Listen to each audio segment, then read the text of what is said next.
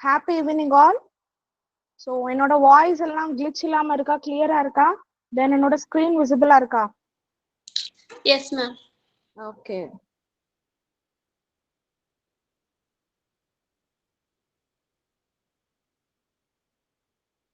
Okay, fine. Okay, so இன்னைக்கு செஷன்ல வந்து என்ன அப்படின்னா more than 70 participants வந்து நம்ம இருக்கோம். With some hope and expectation notes நம்ம வந்து செஷன் ஜாயின் பண்ணிருப்போம், ரைட்? ஓகே, சோ இந்த செஷன்ஸ்ல யாரெல்லாம் வந்து 3 years எக்ஸ்பீரியன்ஸ் இருக்கு, யூ ஆர் எலிஜிபிள். இப்ப ஒரு 2 monthsல நோட்டிபிகேஷன் வருதுன்னு வச்சுக்கோங்க. எலிஜிபிள் யாரெல்லாம் ஹேண்ட் ரைஸ் பண்ணுங்க குயிக்கா. இப்ப ஒரு 2 monthsல நோட்டிபிகேஷன் வருது, யாரெல்லாம் எலிஜிபிள்? கொஞ்சம் பேர் தானா? Okay, Yogeswaran sir, don't worry sir, ஏதோ ஒரு பாசிட்டிவ் இருக்கும் நமக்குலாம். Okay, super. நிறைய பேர் வந்து எலிஜிபிலிட்டியில இருக்கீங்க. Okay, super. நிறைய பேர் இங்க யாரெல்லாம் ஸ்டூடெண்ட்ஸா இருக்கீங்க, ஜஸ்ட் ஒரு தம்ஸ் அப் கொடுங்க. Students who are in first year or fourth yearல இருக்கலாம், or else வந்து third year of LLB ல இருக்கலாம். whatever it is, law graduated ma'am. ஆமாம், அது நெக்ஸ்ட் வரேன். அவங்கள மட்டும் நான் விலக்கி வச்சிருக்கேன் இப்போதைக்கு. ஓகே, லா ஸ்டூடெண்ட்ஸ் கம்மியா தான் இருக்கீங்களா? ஓகே, ஃப்ரெஷர்ஸ் யாரெல்லாம் இருக்கீங்க? 3 yearsக்கு முன்னாடி யாரெல்லாம் இருக்கீங்க? ஒரு தம்ஸ் அப் கொடுத்துருங்க குயிக்கா, நான் நோட் பண்ணிட்டே இருக்கேன் யாரெல்லாம் அப்படின்னு சொல்லி. ஏன்னா நம்ம எல்லாம் தான் டிராவல் பண்ண போறோம், right? Okay okay, super. Okay, இப்ப வந்து முன்னாடி எல்லாம் வந்து என்னன்னா, நம்ம சிஜே எக்ஸாம் ப்ரிப்பரேஷன் பண்ணும்போது கோர்ட் ப்ராக்டிஸ் எல்லாம் தேவையே இல்லை.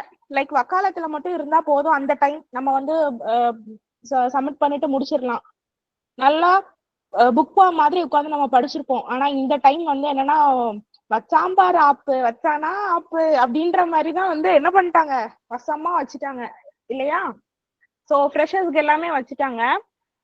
இப்போ டோன்ட் வெரி, ரொம்ப நல்லா படிக்கலாம். நம்ம எல்லாருமே வந்து என்னன்னா சீரியஸ்லி ரொம்ப நல்லா படிச்சு நல்லா வந்து எக்ஸாமினேஷன்ஸ் எல்லாம் வந்து எழுதலாம். அதனால அதெல்லாம் பத்தி ஒரி பண்ணாதீங்க, ப்ரிப்பரேஷன் பண்ணிட்டே இருங்க. ஒரு ஃபர்ஸ்ட் அட்டம்ப்ட்ல எல்லாருமே உள்ள போற மாதிரி பாத்துக்கோங்க.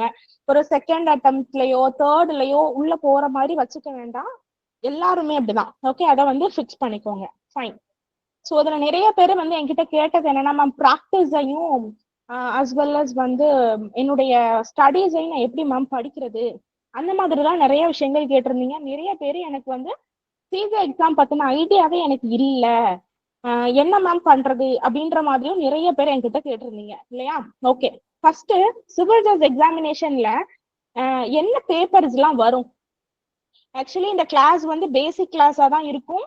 இதுல நான் சில விஷயங்களும் சொல்லுவேன், அது உங்களுக்கு தேவைப்படலாம், இல்ல உங்களுக்கு தெரிஞ்ச விஷயங்களாகவும் அது வந்து இருக்கலாம். ஏன் அப்படின்னா இந்த கிளாஸ் வந்து எல்லாரையுமே ஃபோக்கஸ் பண்ணுது. ஃப்ரெஷர்ஸா இருக்கட்டும், இன்டர்மீடியட் லெவல்ல இருக்கிறவங்களா இருக்கட்டும், எல்லாரையுமே ஃபோக்கஸ் பண்ணுது. அதனால இந்த செஷன் வந்து இப்படிதான் இருக்கும். நான் எப்படி படிக்கணும், என்ன மாதிரி ஷெட்யூல் பண்ணி படிச்சா யூஸ்ஃபுல்லா இருக்கும், என்னென்ன சப்ஜெக்ட் எல்லாம் கிளப் பண்ணி படிக்கணும், உங்களுடைய ப்ரீலிமினரிக்கும் அதுக்கப்புறம் உங்களுடைய மெயின்ஸுக்கும் அப்படின்னு சொல்லி நான் உங்களுக்கு வந்து டீடைல்டா உங்களுக்கு நான் எக்ஸ்பிளைன் பண்ணிடுறேன். ஸோ அதையும் நீங்க வந்து நோட்டீஸ் பண்ணி வச்சுக்கோங்க. ஃபைன். இப்ப வந்து சிவில் ஜட்ஜ் எக்ஸாமினேஷன்ல என்னென்ன பேப்பர்ஸ் எல்லாம் இருக்கும் சொல்லுங்க. Contract ma'am. அது இல்ல மேம், என்னென்ன பேப்பர், ஐ மீன் என்ன இருக்கும், என்ன பேப்பர்ஸ் எல்லாம் வரும் அப்படி நான் கேக்குறேன், சப்ஜெக்ட்ஸ் கேட்கல. Okay, judgment writing For law paper 1. Okay. Question answer. சரி, அப்ப டைரக்டா நம்ம எல்லாம் மெயின்ஸ்க்கு போயிடலாம். அப்ப ப்ரீலிமினரி எல்லாம் வேண்டாம். அப்ப நம்ம எல்லாம் மெயின்ஸ் தான்ப்பா, ப்ரீலிமினரி எதுக்கு? அப்படியா?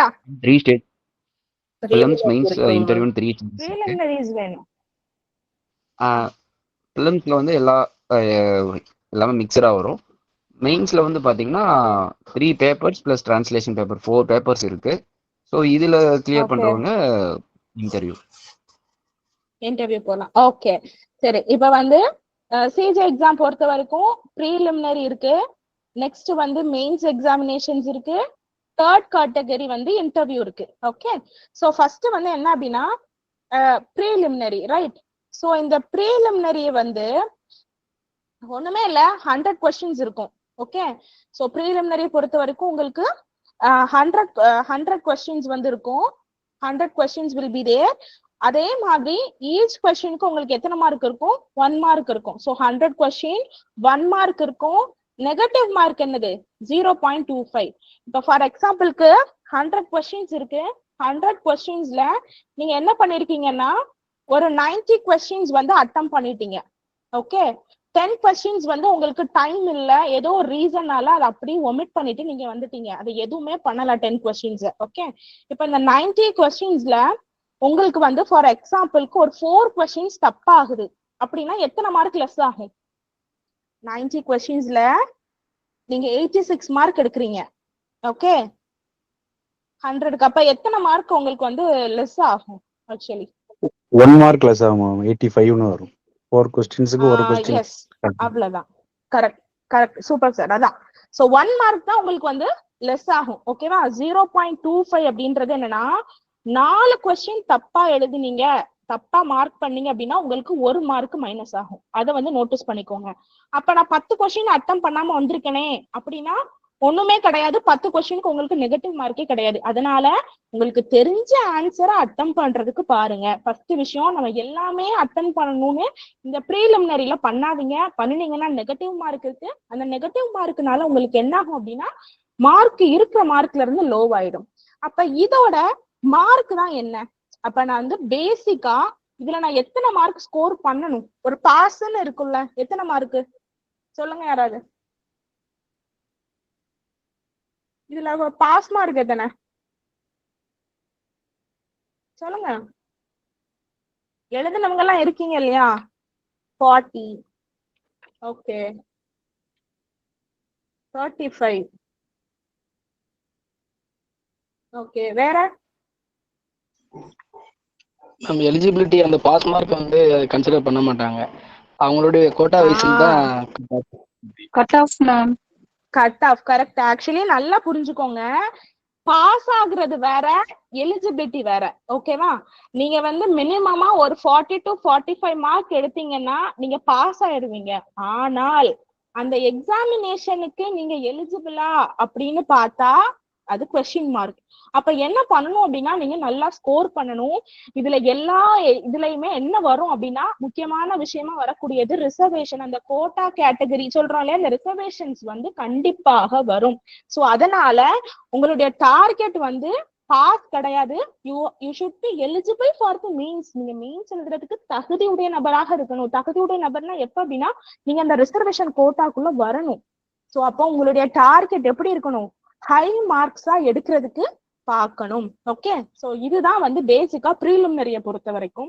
அப்ப ப்ரீலிமினரிக்கு நான் என்ன மேம் படிக்கணும் அப்படின்னா ஒண்ணுமே இல்ல.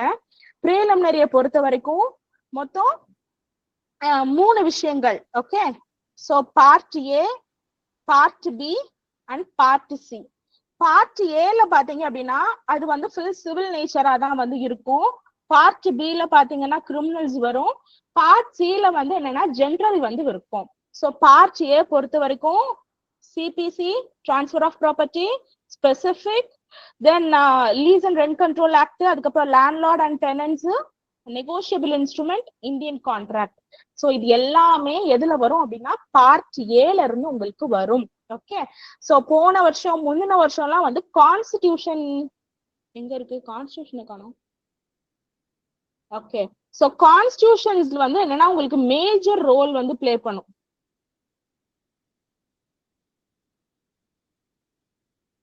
ஆக்சுவலி இதுல கான்ஸ்டிடியூஷன் இல்ல, கான்ஸ்டிடியூஷன் உண்டு. ஓகே, நான் உங்களுக்கு நான் ஷேர் பண்றேன். இது அர்ஜென்ட்டா எடுத்தது. கான்ஸ்டிடியூஷன் உங்களுக்கு உண்டு. ஓகே, கான்ஸ்டிடியூஷன்ல இருந்து 8 மார்க்ஸ் கிட்ட வர்றதுக்கான சான்சஸ் இருக்கு. நான் உங்களுக்கு அபிஷியல் நோட்டிபிகேஷன்ஸ் இருக்கு, அதை நான் குரூப்ல ஷேர் பண்ணிடுறேன். ஓகே. அதுக்கப்புறமா பார்ட் பி பொறுத்த வரைக்கும் சிஆர்பிசி இருக்கு, இந்தியன் எவிடன்ஸ் ஆக்ட் இருக்கு, ஐபிசி இருக்கு, then POCSO, IT and criminal law amendments act நிறைய உண்டு. அது எல்லாமே உங்களுக்கு வந்து வரும். ஓகேவா? சோ இதை பொறுத்த வரைக்கும் இந்த மைனர் ஆக்ட் இருக்கு இல்லையா, இந்த மைனர் ஆக்ட்ல இருந்து டோட்டலாவே உங்களுக்கு 6 to 7 கொஸ்டின்ஸ் தான் கேட்பாங்க. உங்களுக்கு 100 கொஸ்டின்ஸ்ல இந்த மைனர் ஆக்ட், இந்த பாக்ஸ்கோ, ஐடி, அதுக்கப்புறம் criminal amendments, NI act, rent control, இதுல எல்லாம் இருந்து உங்களுக்கு ஒரு 7 கொஸ்டின் கிட்ட தான் வரும். ஓகேவா? அப்போ நீங்க சிஆர்பிசி படிக்கிறீங்க, அப்ப இந்தியன் எவிடன்ஸ் படிக்கிறீங்க, ஐபிசி படிக்கிறீங்க, இது படிச்சா போதுமா? இல்ல நியூ ஆக்ட் மட்டும் படிச்சா போதுமானா கிடையாது.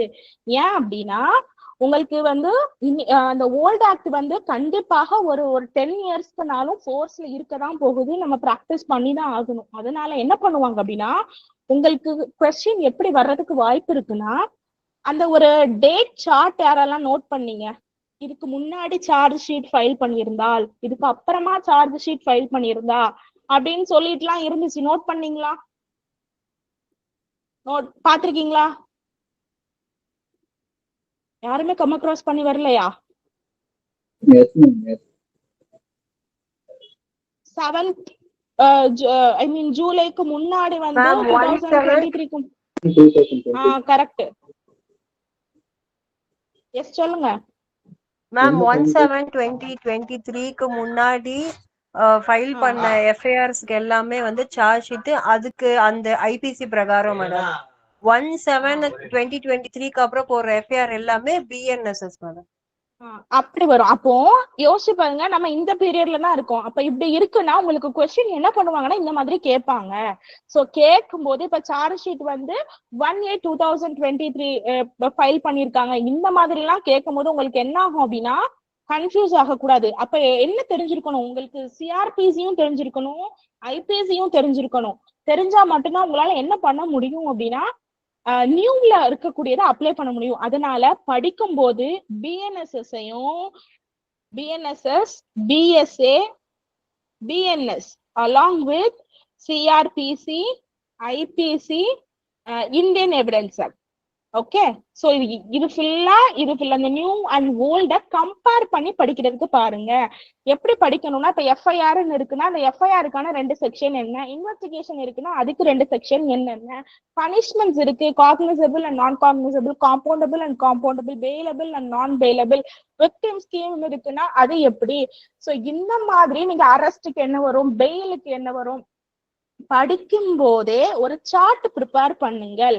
சோ நான் வந்து பேராக்ட தூக்கி வச்சுட்டு தான் படிப்பேன்றது பண்ணாதீங்க, நம்மளுக்கு மறந்து போயிடும். என்ன பண்ணுங்க அப்படின்னா கன்ஃபஷன் ஸ்டேட்மெண்ட்டுக்குன்னா என்ன வரும், சோ இப்படி நீங்க எப்படி படிக்கணும் அப்படின்னா ஒரு சார்ட் நீங்களா ஓனா ப்ரிப்பேர் பண்ணுங்க.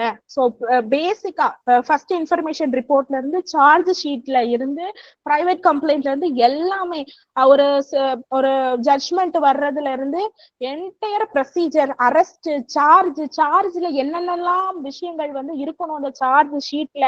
சோ அதே சேம் திங் இப்ப வந்து ஒப்பீனியன்ஸ் வருது, எவிடன்ஸ் ஆக்ட் வருதுன்னா எக்ஸ்பர்ட் ஒப்பீனியன்ஸ்க்கு வந்து எந்த செக்ஷன்ஸ் வந்து வருது, இந்த மாதிரி ஒவ்வொரு விஷயங்களையும் நீங்க என்ன பண்ணுங்கன்னா ஒரு சார்ட் மாதிரி படிங்க. ஓகே. என்ன பண்ணுங்க அப்படின்னா ஒரு சார்ட், ஒரு ஃப்ளோ சார்ட் மாதிரி போடுங்க. சிஆர்பிசி அண்ட் பிஎன்எஸ்எஸ் வச்சு ஒரு சார்ட் போடுங்க. அதே மாதிரி என்ன அப்படின்னா பிஎன்எஸ், பிஎஸ்ஏ வச்சு ஒரு சார்ட் ஃபர்ஸ்ட் ப்ரிப்பேர் பண்ணுங்க. அதுதான் ஃபர்ஸ்ட் ஸ்ட்ராட்டஜி இதை வந்து நம்ம படிக்கிறதுக்கு. ஓகே. அதே மாதிரி படிக்கும் போது செக்ஷன்ஸ் வைஸ் படிக்கிறத தாண்டி கான்செப்ட் வைஸ் படிச்சீங்க அப்படின்னா உங்களுக்கு மெயின்ஸுக்கும் ஹெல்ப் ஆகும். ஓகே. அதாவது அரெஸ்ட் அப்படின்னா என்னென்ன வரும், கிரவுண்ட்ஸ் ஆஃப் அரெஸ்ட் என்ன, rights of the arrest persons என்னென்ன வரும், இதெல்லாம் அப்படியே படிங்க. இப்படி கான்செப்ட் வைஸ் நீங்க படிச்சீங்க அப்படின்னா உங்களுக்கு என்ன ஆகும் அப்படின்னா மெயின்ஸுக்கும் ஹெல்ப் பண்ணும். நம்ம கடகடன்னு செக்ஷன் 1, 2, 3, 4, 5, 6 போறதுக்கு பதில் கான்செப்ட் வைஸ் படிச்சீங்கன்னா உங்களுக்கு கான்செப்ட் மறக்கவும் செய்யாது. அதே மாதிரி அதை இன்டர்லிங்க் பண்ணி படிக்கிறதுக்கு பாருங்க. இப்ப விக்டிம் காம்பன்சேஷன் ஸ்கீம் அப்படின்றது நம்ம பிஎன்எஸ்எஸ்ல இருக்கு, அஸ் வெல் அஸ் பாக்சோ ஆக்ட்லயும் அதை பத்தி கொடுத்துருப்பாங்க. சோ அப்ப கம்பேர் பண்ணுங்க. கம்பேர் பண்ணி நீங்க என்ன பண்ணுங்கன்னா படிக்கிறதுக்கு ஸ்டார்ட் பண்ணுங்க. அப்படி ஸ்டார்ட் பண்ணா மட்டும்தான் உங்களால இந்த நியூ கிரிமினல் ஆக்ட்ஸ கவர் பண்ண முடியும். சோ இதை வந்து மைண்ட் பண்ணிட்டு ஃபர்ஸ்ட் ப்ரிப்பரேஷனா இதை வந்து ஸ்டார்ட் பண்ணிருங்க. And general knowledge and reasoning வந்து என்னன்னா நம்ம ஆப்டிடியூட் மாதிரி தான் இருக்கும் இந்த பார்ட் சி பொறுத்த வரைக்கும். ஓகே, இது வந்து லைக் யார் என்ன வேர்டு வாங்கினாங்க, லைக் இப்போ ஒரு நம்பர் கொடுத்துருப்பாங்க 6 7 8 9 4ன்னு சொல்லிட்டு, அப்ப சி இப்படி இருக்குன்னு வச்சுக்கோங்களேன். இந்த மாதிரி ஒரு வேர்டு இருக்கும். அடுத்து வந்து ஃபார் எக்ஸாம்பிளுக்கு என்ன பண்ண சொல்லுவாங்க அப்படின்னா, இன்னொரு ஒரு வேர்டு கொடுத்து அதை கண்டுபிடிங்க அப்படின்னு சொல்லுவாங்க. இந்த மாதிரி அல்பபெட்ஸ் இருக்கும் தெரியுமா, ரீசனிங்ஸ். ஸோ அந்த மாதிரி இருக்கும். இது ரொம்ப வந்து பிளே பண்ணாது, ஆனா இது உங்களை ஹெல்ப் பண்ணும், உங்களோட ஸ்கோரை வந்து என்ஹான்ஸ் பண்ணி கொடுக்கும். ஓகே, ஸோ இதுதான் என்ன அப்படின்னா ப்ரீலிமினரியில இருக்கக்கூடிய விஷயம். ப்ரீலிமினரி கிளியரா எல்லாருக்கும்? ப்ரீலிமினரி எக்ஸாமை பொறுத்த வரைக்கும் டவுட்ஸ் இருக்கா? நான் வந்து எப்படி எக்ஸாமினேஷன் ப்ரிப்பரேஷன் பண்ணணும்ன்றத நான் சொல்றேன். இதுல யாருக்கும் டவுட் இல்லை இல்லையா? Okay, fine, super. ஸோ இப்போ வந்து மெயின்ஸ் எக்ஸாம் பொறுத்த வரைக்கும் உங்களுக்கு வந்து எத்தனை மார்க் இருக்கு மெயின்ஸ் ஓவராலா? மெயின்ஸ் வந்து உங்களுக்கு 400. எஸ். ஸோ 400 வந்து உங்களுக்கு வந்து மெயின்ஸ் வரும். 400 4 பேப்பர்ஸ். இது வந்து ஒவ்வொரு பேப்பர்ஸ்லயும் நீங்க வந்து என்ன பண்ணணும், இது கால்குலேட் பண்றது ஒவ்வொரு பேப்பரையும் கால்குலேட் பண்ணுவாங்க. எப்படி கால்குலேட் பண்ணுவாங்க? இதுல எப்படி உங்களுடைய மெயின்ஸோட மார்க் வந்து வரும் சொல்லுங்க. ப்ரீலிமினரிக்கு 100க்கு இத்தனை மார்க் எடுத்திருக்கீங்க 85 அப்படின்னு சொல்லி உங்களுக்கு வருது. இப்ப மெயின்ஸ் இருக்குன்னா உங்களுக்கு எப்படி மெயின்ஸோட மார்க் கால்குலேட் பண்ணுவாங்க? எஸ், சொல்லுங்க. என்னாச்சு தெரியலையா? நிறைய மெயின்ஸ் எக்ஸாமினேஷன் இன்டர்வியூ வர போனவங்க எல்லாம் நிறைய பேர் இருக்கீங்களே. ஆக்சுவலி என்னன்னா overall ma'am mains with interview ma'am சேர்த்து கால்குலேட் பண்ணுவாங்களா? இல்ல சார், மெயின்ஸ்க்கு அப்புறம் தான் இன்டர்வியூ. மெயின்ஸ்ல தான் வரும் பிரச்சனையே வரும். அதுலதான் நான் என்ன கேக்குறேன், மெயின்ஸோட மார்க் எப்படி கால்குலேட் பண்ணுவாங்க அப்படின்றத கேக்குறேன். லைக் இண்டிவிஜுவல் பேப்பர்ல வந்து கட் ஆஃப் எப்படி எடுத்தாங்களோ அதே மாதிரி தான் மெயின்ஸ் எடுப்பாங்க. அதாவது என்னன்னா என்ன பண்ணுவாங்கன்னா 400 மார்க்குக்கும் உங்களுக்கு பார்ப்பாங்க. ஸோ இப்போ ஃபார் எக்ஸாம்பிளுக்கு நீங்க வந்து லா பேப்பர் 1ல 69 மார்க், ஃபார் எக்ஸாம்பிள் 60 மார்க் நீங்க ஸ்கோர் பண்றீங்கன்னு வச்சுக்கோங்களேன். டிரான்ஸ்லேஷன் பேப்பர்ல நீங்க வந்து ஒரு 90 மார்க் ஸ்கோர் பண்றீங்க, ஓகேவா? Then law paper 2 and law paper 3ல நீங்க வந்து ஒரு 50 மார்க் அண்ட் 50 மார்க்ஸ் நீங்க எடுக்கிறீங்கன்னு வச்சுக்கோங்களேன். உங்களுக்கு இதுல எது அதிகமான அளவு மார்க்ஸ் என்ஹான்ஸ் பண்ணி கொடுக்கும்னா உங்களுக்கு டிரான்ஸ்லேஷன் பேப்பர் கொடுக்கும். இப்போ ஃபார் எக்ஸாம்பிளுக்கு டிரான்ஸ்லேஷன்ல நீங்க வந்து 50 மார்க் எடுக்கிறீங்க, ஓகே? நீங்க 50 மார்க் நீங்க எடுக்கிறீங்க. ஆனா நான் civil side strong, so civil judgement ரைட்டிங்ல நான் நல்ல மார்க் எடுத்துருவேன்னு சொல்லி இதுல ஒரு 90 மார்க் எடுக்கிறீங்கன்னு வச்சுக்கோங்க. உங்களுக்கு ஓவராலா தான் என்ன பண்ணுன்னா உங்களுடைய ஸ்கோரை அதிகப்படுத்தி கொடுக்கும். ஓகே, ஸோ உங்களுக்கு ஓவராலா தான் ஸ்கோரை அதிகப்படுத்தி கொடுக்கும். அதனால நீங்க என்ன பண்ணுங்க அப்படின்னா, நான் கிரிமினலு, நான் civil side practice, criminal side practice அப்படின்னு சொல்லி லெத்தாஜிக்கா இருக்காதீங்க. இதுலதான் எல்லாரும் அடிச்சுட்டு போற விஷயமே இதுதான். ஸோ உங்களுக்கு என்னென்ன பேப்பர்ல அதிகப்படியான அளவு நீங்க மார்க் எடுக்க முடியும்னு நினைக்கிறீங்களோ அதுல டார்கெட் பண்ணுங்க ஈஸியா. அப்பதான் உங்களுடைய ஸ்கோர் கூட்டி கொடுக்க முடியும். ஏன் அப்படின்னா நீங்க இன்க்ரீஸ் பண்ணா மட்டும்தான் உங்களால இன்டர்வியூ போக முடியும். இல்லை அப்படின்னா உங்களால என்ன பண்ண முடியாது, இன்டர்வியூக்குள்ள போகவே முடியாது. ஓகே, போன தடவை இதுலதான் நிறைய பேர் கஷ்டப்பட்டாங்க. அதனால இதுல ரொம்ப கேர்ஃபுல்லா நீங்க வந்து பாத்துக்கோங்க. ஓகே, ஸோ இப்போ வந்து மெயின்ஸ் எக்ஸாமை பொறுத்த வரைக்கும் உங்களுக்கு சிலபஸ் பாத்தீங்க அப்படின்னா டிரான்ஸ்லேஷன் பேப்பர் வந்து உங்களுக்கு உண்டு. ஸோ டிரான்ஸ்லேஷன் பேப்பர்ல வந்து உங்களுக்கு என்னென்ன சிலபஸ்லாம் வரும்னு நான் சொல்லிடுறேன். 2023 கொஸ்டின் பேப்பர் பாத்தீங்கன்னாலே உங்களுக்கு தெரியும். பாண்டிச்சேரி எல்லாம் பாத்தீங்கன்னா தெரியும். அதாவது ப்ளீடிங்ஸ் கேட்டிருப்பாங்க, ரிட்டன் ஸ்டேட்மெண்ட்டும் அஸ் வெல் அஸ் பிளைன்ட்டும் உங்களுக்கு கொஸ்டின்ல வந்திருக்கும். ஸோ அதனால வந்து அதை கான்சென்ட்ரேட் பண்றதுக்கு பாருங்க. ஆர்டர்ஸ் வந்து பாருங்க, ஜட்ஜ்மெண்ட்ஸ், டெப்போசிஷனு, இந்த அதர் லீகல் டாக்குமெண்ட்ஸ் அப்படின்றது என்னன்னா டீட்ஸ், எல்லா விதமான டீட்ஸ் இத வந்து நீங்க பாத்துக்கோங்க. இந்த டிரான்ஸ்லேஷன் பேப்பரை 50 and 15 பிரிச்சுக்கோங்க. 50 for English to Tamil and Tamil to இங்கிலீஷ்க்கு செக்ரிகேட் பண்ணிக்கோங்க. ஓகே, ஸோ வந்து டிரான்ஸ்லேஷன் பேப்பர் பொறுத்த வரைக்கும் இத்தனை விஷயங்கள் நீங்க வந்து கவர் பண்றதுக்கான மேட்டர்ஸ் வந்து இருக்கும். ஓகே, சோ இதுல பாத்தீங்கன்னா உங்களுக்கு டிரான்ஸ்லேஷன் பேப்பர் பொறுத்த வரைக்கும் 4 செக்ஷன்ஸ் வந்து உண்டு. ஓகேவா, section A B C D, so 4 sections உண்டு.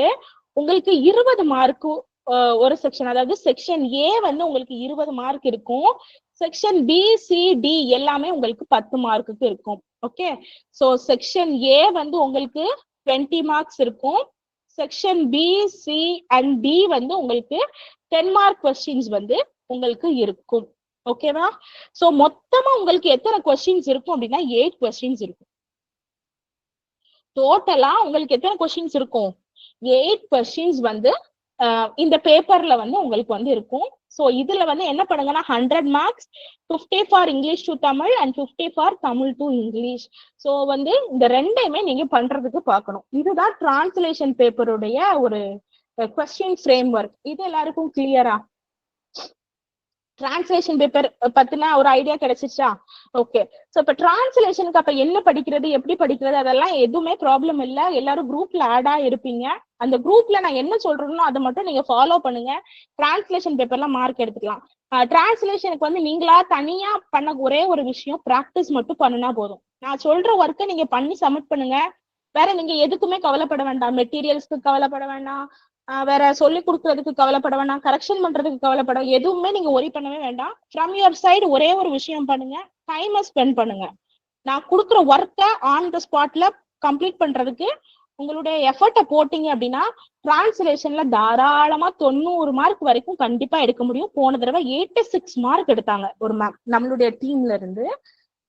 டிரான்ஸ்லேஷன் பேப்பர் வந்து ஈஸியான பேப்பர் கிடையாது, ஆனா பண்ணுனா ஈஸி. ஏன் அப்படின்னா நம்ம எல்லாரும் ஜட்ஜஸ் ஆயிருவோம். ஓகே, எல்லாருமே சிவில் ஜட்ஜஸ் ஆயிட்டு ட்ரைனிங்னு சொல்லி நம்மள போடுவாங்க. 6 மாசம் இன்ஸ்டிடியூஷன்ல அகாடமில போய் நம்ம ட்ரைனிங் இருக்கணும்.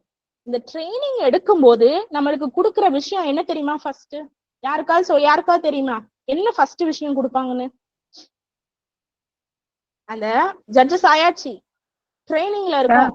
டிரான்ஸ்லேஷன் பண்ண சொல்லி டிரான்ஸ்லேஷன் பண்ண சொல்லி கொடுத்ததா சொன்னாங்க மேம். எஸ், நான் சொல்லியிருந்தேன் ஆல்ரெடி. டிரான்ஸ்லேஷன் பண்ண சொல்லி ஜட்ஜ்மெண்ட் கொடுத்துருவாங்க. உங்களுக்கு 20 ஜட்ஜ்மெண்ட் உங்களுக்கு என்ன பண்ணிருவாங்கன்னா கொடுப்பாங்க. ஃபர்ஸ்ட் விஷயமே ட்ரைனிங் பீரியட்ல நீங்க டிரான்ஸ்லேட் தான் பண்ணணும். 20 ஜட்ஜ்மெண்ட்ஸ் அனுப்பி விட்டுருவாங்க. 1 மந்த் 2 மந்த் டைம் கொடுத்துருப்பாங்க. அதுக்குள்ள அத்தனையும் நீங்க பண்ணி முடிக்கணும். சோ இந்த மாதிரிலாம் என்னன்னா டிரான்ஸ்லேஷன் உங்களுக்கு அங்கேயும் பெரிய ரோல் பிளே பண்ணும். அதனால ஃபவுண்டேஷன் பேசிக்கை நீங்க ஸ்ட்ராங் பண்ணிட்டீங்கன்னா உங்களுக்கு கஷ்டமே கிடையாது. ஈஸியா நீங்க டிரான்ஸ்லேஷனை கிராக் பண்ணிடலாம். ஒரு விஷயம், நீங்க என் கூட டிராவல் பண்ணுங்க, என்னைய ஃபாலோ பண்ணுங்க, அவ்வளவுதான். ஓகே, தென் ரெண்டாவது வந்து லா பேப்பர் 1. லா பேப்பர் 1 வந்து எஸ், சோ இதுதான் சிலபஸ் உங்களுக்கு. ஓகே, சோ சிபிசி வரும், CRP BNSS, CPC, Indian evidence, constitutions, உங்களுக்கு இதுதான் வரும். இதுல உங்களுக்கு என்ன வரும் அப்படின்னா 5 மார்க் கொஸ்டினும் வரும், 3 மார்க் கொஸ்டினும் வரும். 5 mark question and 3 mark question. நம்ம லா காலேஜஸ்ல எல்லாம் வந்து ஆன்சர்ஸ் எழுதுவோம் தெரியுமா? அந்த மாதிரி தான், பட் அதை கொஞ்சம் ஸ்டாண்டர்டா எழுதணும். நம்மளுக்கு வந்து ஒரு கேஸ் லாஸ் வந்து மேண்டட்டரின்னு நீங்க சொல்லவே இல்லை. கொஸ்டின் பேப்பர்ல நீங்க கேஸ் லா எழுதணும்னு இவங்க மேண்டட்டரி நம்மளுக்கு சொல்லவே இல்லை. வேணும்னா கேஸ் லாஸ் எழுதிக்கோங்க, லீகல் மேக்ஸிம் தெரிஞ்சா எழுதுங்க, எக்ஸாம்பிள்ஸ் எழுதுங்க, மீனிங்ஸ் எழுதுங்க, டெஃபினிஷன்ஸ் எழுதுங்க, நிறைய இருக்கு. தென் இன்னொரு ஒரு முக்கியமான விஷயம், நான் வந்து இந்த லா பேப்பர் 1 பத்தி சொல்லணும்னு நினைச்சேன், பட் அதோட மெட்டீரியல் வந்து இப்ப என்கிட்ட ஆஃபீஸ்ல வச்சுட்டு வந்திருக்கேன். Actually explain, opinion, state, definition, elucidate, distinguish, differentiate, அதுக்கப்புறமா மீனிங், வாட், எக்ஸ்பிளைன், பிரீஃப், இந்த மாதிரிலாம் இருக்கும். கம் அக்ராஸ் பண்ணிருக்கீங்களா? டிஃபைன் டபுள் ஜியோபாடி அப்படின்னு ஒரு கொஸ்டின் இருக்கும். ரைட் ஷார்ட் நோட் ஆன் ரெஸ் ஜுடிகேட்டா அப்படின்னு இருக்கும். எலுசிடேட் சப்ஜுடைஸ் அப்படின்னு இருக்கும். ரெஸ் சப்ஜுடைஸ் அப்படின்னு ஒரு கொஸ்டின் இருக்கும். கம் அக்ராஸ் பண்ணிருக்கீங்களா? கொஸ்டின் பேப்பர்ல இந்த மாதிரி வார்த்தைகள் பார்த்திருக்கீங்களா? டிஸ்டிங்யூஷ் அப்படின்னு சொல்லி ஒரு வார்த்தை இருக்கும். டிஸ்டிங்யூஷ் பிட்வீன் காம்பவுண்டபிள் அண்ட் நான் காம்பவுண்டபிள் அப்படின்லாம் வந்து இருக்கும். அப்படின்னா என்ன எழுதுவீங்க? கொஸ்டின் உங்களுக்கு ஒரு கொஸ்டின் கேக்குறாங்க, 5 mark question. Distinguish between compoundable and நான் காம்பவுண்டபிள் அஃபென்சஸ் என்ன எழுதுவீங்க? யாராவது ஒருத்தவங்க ஆன்சர் சொல்லுங்க. ஆன்சர் எனக்கு அதுதான் தப்பு. கொச்சா தப்பு. மீனிங் எழுதிட்டு அதுக்கப்புறம் மிகப்பெரிய தப்பு. நம்ம புரிஞ்சு வச்சிருக்க பெரிய தப்பே இதுதான். இந்த தப்பதான் நானும் பண்ணினேன். டிஸ்டிங்யூஷ் வேற, டிஃபரன்ஸ் வேற. அதுதான் மேட்டர். நல்லா புரிஞ்சுக்கோங்க. டிஸ்டிங்யூஷ் அப்படின்னா மீனிங் எழுதணும், டிஃபரன்ஸ் எழுதணும், சிமிலாரிட்டிஸ் எழுதணும். ஆனால் டிஃபரன்ஸ் அப்படின்றது you have to right the difference. என்ன வேறுபாடு இருக்குன்னு எழுதணும். அதுதான் டிஃபரன்ஸ். உங்களுக்கு கொஸ்டின்ல டிஸ்டிங்யூஷ் பிட்வீன் காம்பவுண்டபிள் அண்ட் நான் காம்பவுண்டபிள்னு ஒரு கொஸ்டின் வருதுன்னா அது அப்படின்னா என்ன, எந்த செக்ஷன்ல சொல்லியிருக்கு, அதுக்கான சிமிலாரிட்டிஸ் என்ன, தனியா சிமிலாரிட்டிஸ் போட்டு எழுதணும். அதுக்கான டிஃபரன்ஷியேஷன் என்ன அப்படின்னு எழுதணும். அதனால நல்லா ஞாபகம் வச்சுக்கோங்க. Distinguish is not equal to difference. So இத மறந்துடாதீங்க. இது மேஜர் மிஸ்டேக். வாட்னு கேட்டா என்ன எழுதணும், எக்ஸ்பிளைன் கேட்டா என்ன எழுதணும், ஒப்பீனியன் கேட்டா என்ன எழுதணும்னு நிறைய இருக்கு.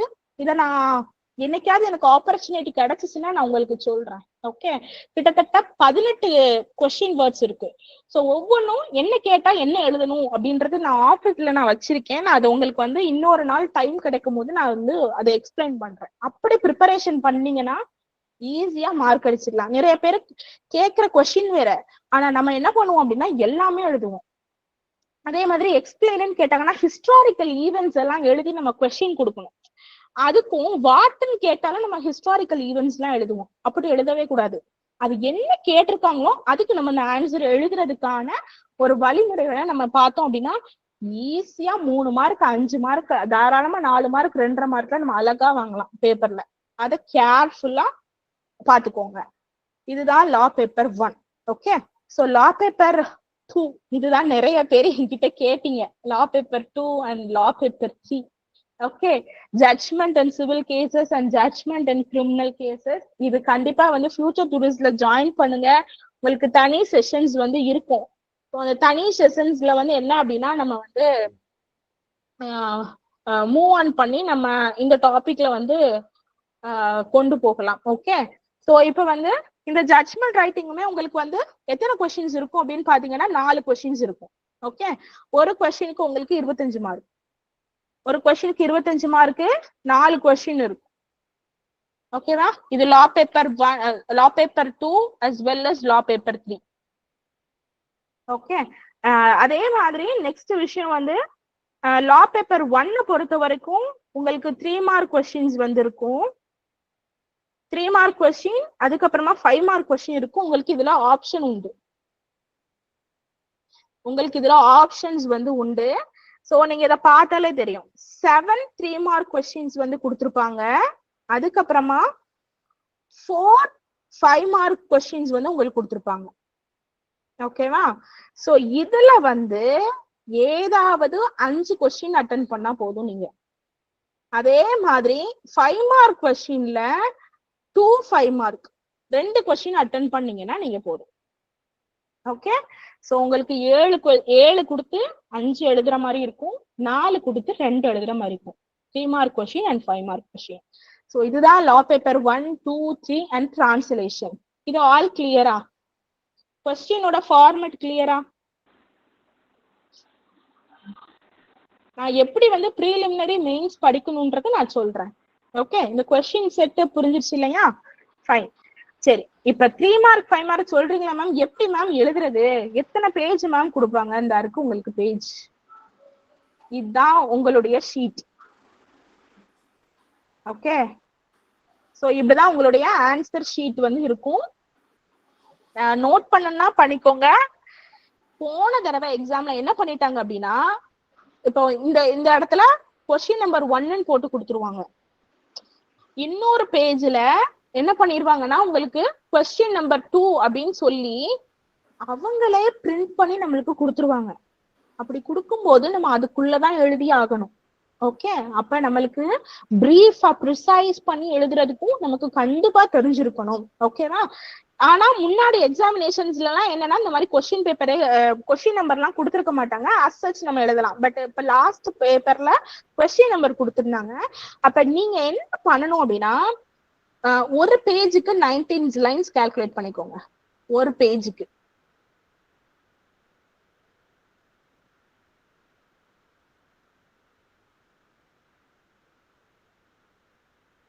Twenty lines. Okay, so 20 lines நம்ம வந்து கால்குலேட் பண்ணிக்கலாம். 19 to 20 லைன்ஸ் வந்து ஒரு பேஜுக்கு உங்களுக்கு வந்து இருக்கும்.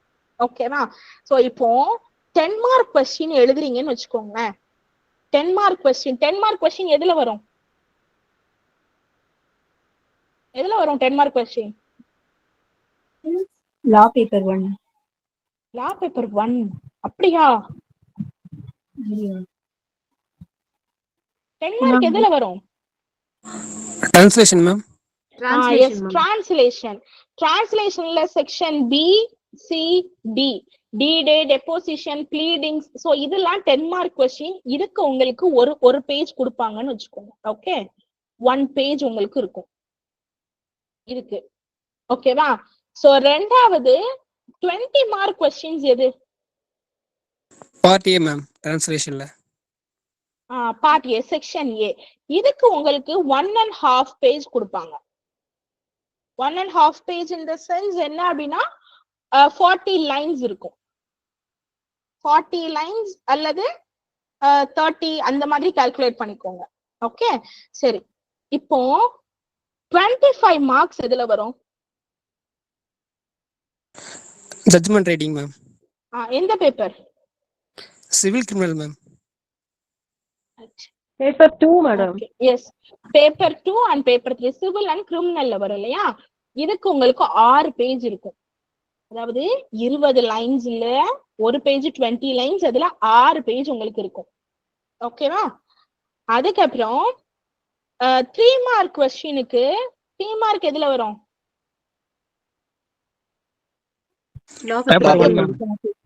இதுல வந்து half பேஜ் உங்களுக்கு இருக்கும். அப்ப வந்து 10 to 12 லைன்ஸ் அந்த மாதிரி இருக்கும். தென் 5 மார்க் எதுல வரும்? லா பேப்பர் 3 மேம். அதுவும் லா பேப்பர் 1ல வரும். லா பேப்பர் 1. சோ இது 1 பேஜ் வரும். சோ இவ்வளவுதான். இத நீங்க வந்து கால்குலேட் பண்ணி வச்சுக்கோங்க இந்த பேஜஸ். அப்ப நீங்க படிக்கும் போது என்ன பண்ணணும் அப்படின்னா அரை பேஜுக்கு படிக்க கூடாது, ப்ரிப்பேர் பண்ணக்கூடாது. 4 பேஜுக்கு ப்ரிப்பேர் பண்ணணும். புரியுதா? இப்ப 3 மார்க் கொஸ்டின் ப்ரிப்பேர் பண்றீங்கன்னா நீங்க எழுத போறது அரை பேஜுக்கு தான் எழுத போறீங்க. ஆனா ப்ரிப்பேர் பண்றது 4 பேஜுக்கு ப்ரிப்பேர் பண்ணாதான் அரை பேஜுக்கு நம்மளால எழுத முடியும். சோ 4 பேஜை தாண்டிலாம் நம்ம ப்ரிப்பேர் பண்ண வேணாம். அவ்வளவுதான். அவ்வளவு ப்ரிப்பேர் பண்ணா நம்ம போதும். அதே மாதிரி 5 மார்க் கொஸ்டின் ஒரு பேஜ்னா ஒரு 5 பேஜோ 6 பேஜ் நம்ம ப்ரிப்பரேஷன் பண்ணுனா போதும். ஓகே, எப்படி பண்ணணும் அப்படின்னா take the previous year question paper or என்ன பண்ணுங்கன்னா take the question paper from the law colleges. So law colleges, Tamil Nadu doctor Ambedkar law யூனிவர்சிட்டியில இருக்கக்கூடிய ப்ரீவியஸ் இயர் கொஸ்டின் பேப்பரை எடுங்கள். 10 mark question and 5 mark question 1 page தான் கொடுப்பாங்களா மேம்? ஆமா மேம், 1 தான் கொடுப்பாங்க. உங்களுக்கு பேஜ் நம்பர் போடலன்னா பிரச்சனை இல்லை. பேஜ் நம்பர் போட்டிருந்தாங்கன்னா அவ்வளவுதான் வரும். நீங்க வந்து இப்ப நான் லா பேப்பருக்கு நான் என்ன பண்ணணும் அப்படின்றத நான் உங்களுக்கு சொல்றேன். ஜஸ்ட் நீங்க வந்து நோட் பண்ணிக்கோங்க. Okay okay. So law paper 1க்கு வந்து நீங்க என்ன பண்றீங்க அப்படின்னா நம்மளுடைய சிவில் ஜட்ஜ் எக்ஸாம்லயே ப்ரீவியஸ் இயர் கொஸ்டின்ஸ் இருக்கு. அந்த கொஸ்டின்ஸை ஃபுல்லா எடுங்க. ஓகே, அதுக்கப்புறமா தமிழ்நாடு டாக்டர் அம்பேத்கர் லா யூனிவர்சிட்டியில செமஸ்டர் வைஸ் கொஸ்டின்ஸ் இருக்கும். அந்த கொஸ்டின்ஸை ஒரு 5 இயர்ஸ்க்கோ ஆர் ஒரு 3 இயர்ஸ் கொஸ்டின் பேப்பர்ஸை நீங்க கலெக்ட் பண்ணுங்க. பெர் சப்ஜெக்ட்ஸ்க்கு கலெக்ட் பண்ணி ஹோல் கொஸ்டினையும் கிளப் பண்ணி கான்செப்ட், ஆக்சுவலி இது நான் ஒரு படிச்சேன் அப்படின்னா நான் இப்படிதான் படிப்பேன். ஏன்னா கான்செப்ட் வைஸ் படிச்சா நம்ம ஒரு ஸ்டோரி மாதிரி படிக்க முடியும், நமக்கு மறக்காது.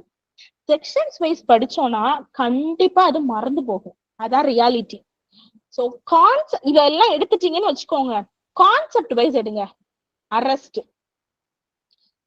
பெயில், ஆன்டிசிபேட்டரி, அதுக்கப்புறம் கேன்சலேஷன்ஸ் ஆஃப் தி பெயில், இந்த மாதிரி பெயில் ரிலேட்டடானது ஃபுல்லா. அரெஸ்ட் ப்ரொசீஜர் ஃபார் அரெஸ்ட் என்ன இருக்கு, கிரவுண்ட்ஸ் ஃபார் அரெஸ்ட் என்ன இருக்கு, அதுக்கப்புறம் ரைட்ஸ் ஆஃப் தி அரெஸ்ட் என்ன. D K Basu question, very very important question. Lalita Kumari and D K Basu உங்களுக்கு கண்டிப்பா சிவில் ஜட்ஜில வரும். அந்த அந்த கொஸ்டின்ஸ் எல்லாம் நீங்க எழுதிக்கலாம். ஸோ அரெஸ்ட், பெயிலு, அப்புறம் விக்டிம் காம்பன்சேஷன் ஸ்கீம்ஸ், தென் வந்து இந்தியன் எவிடன்ஸ் ஆக்ட்ஸ்ல வந்து evidence appreciation of the evidence. So இந்த மாதிரிலாம் கான்செப்ட் வைஸ் நீங்க பிக் பண்ணி ஆன்சர் ரெடி பண்றதுக்கு ஸ்டார்ட் பண்ணுங்க. நீங்க இப்படி படிக்கும் போதே ஆட்டோமேட்டிக்கா என்ன ஆகும் அப்படின்னா உங்களுக்கு ப்ரீலிமினரி கவர் பண்ணிடுவீங்க.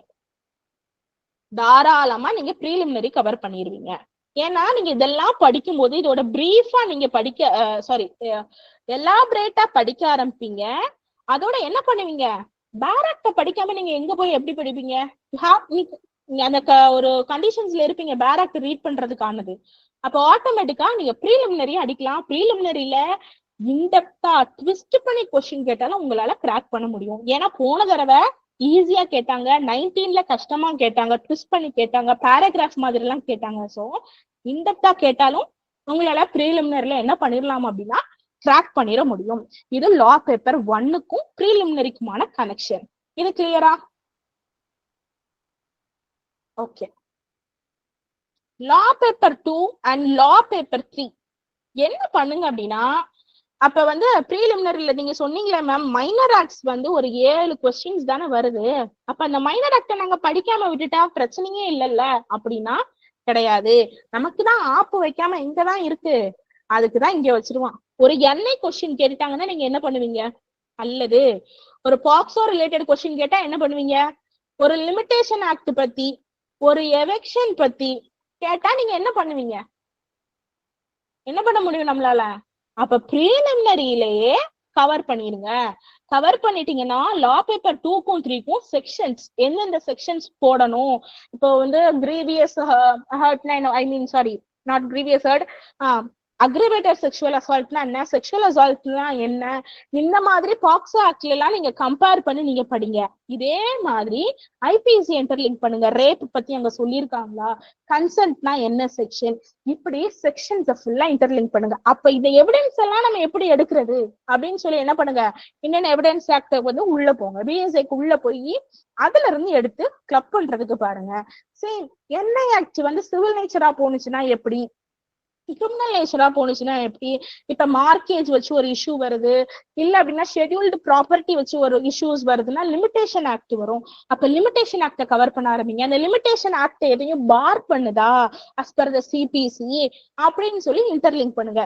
இப்படிலாம் எல்லா ஆக்டையும் இன்டர்லிங்க் பண்ணா லா பேப்பர் 2 and 3 படிக்க முடியும். அப்ப மைனர் ஆக்ட் தானே தேவையில்லைன்னு சொல்லி விட்டுட்டீங்கன்னா இங்க வந்து உங்களுக்கு பயங்கரமான செக், கஷ்டப்பட்டுருவீங்க. ஓகே, அதனால ப்ரீலிமினரி படிக்கையில லா பேப்பரையும் ஃபோக்கஸ் பண்ணிக்கோங்க. ஐ மீன் இந்த மைனரையும் நீங்க ஃபோக்கஸ் பண்ணிக்கோங்க. இந்த லா பேப்பர் 2 and 3 புரிஞ்சுச்சா? படிக்கிறதுக்கான மெத்தட். ஓகே, டிரான்ஸ்லேஷன், அது டிரான்ஸ்லேஷன்லாம் ஒரு மேட்டரே கிடையாது. சப்ப மேட்ரு, சால்ட் வாட்டர், அதெல்லாம் அடிச்சு தூக்கிடலாம். பிராக்டிஸ் தான், practice makes a man perfect. Practice பண்ணீங்கன்னா மாஸ் பண்ணிடலாம். அதெல்லாம் நான் சொல்லி தரேன், எப்படி வந்து படிக்கிறது, காமெடியா எப்படி படிக்கிறது அப்படின்னா. நான் டிரான்ஸ்லேஷன்ஸ் பத்தி நான் சொல்லி தரேன். லா பேப்பர் 1 இருக்கு இல்லையா, கொஸ்டின்ஸ் எக்ஸ்பிளைன் பண்ணுவா. இப்போ ஃபார் எக்ஸாம்பிளுக்கு லா பேப்பருக்கு ஒரு கொஸ்டின் வந்து வெயிட் பண்ணுங்க, நான் எடுத்துட்டு வரேன். ஒன்ஸ் அகேன்,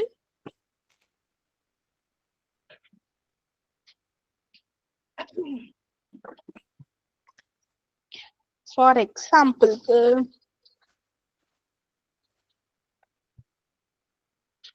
ஃபாரின் ஜட்ஜ்மெண்ட்ஸ் எல்லாம் படிங்க, சிபிசில ஒமிட் பண்ணாதீங்க. எக்ஸிகியூஷன், ஸோ ஆர்டரையும் சிபிசிலாம் if I had an opportunity, எனக்கு வந்து ஏதாச்சும் ஒரு ஆப்பர்ச்சுனிட்டி கிடைச்சிச்சு எனக்கு செஷன் எடுக்கிறதுக்கு அப்படின்னா நான் உங்களுக்கு எப்படி படிக்கிறது அப்படின்றத சொல்றேன்.